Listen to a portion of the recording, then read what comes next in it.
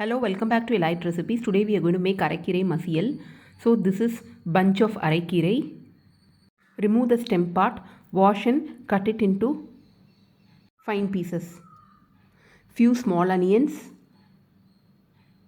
garlic,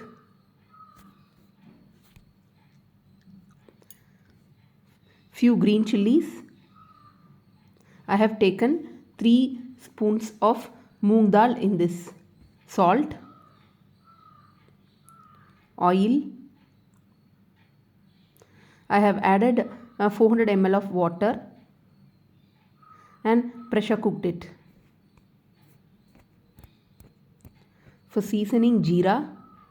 Now heat the pan, pour 3 to 4 tablespoons of oil, add slitted green chilies, small onions,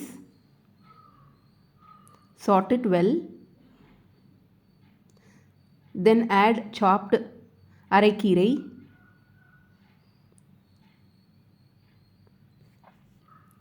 add pounded garlics, saute it well, keep it in low flame, close it with the lid. See, it has shrink.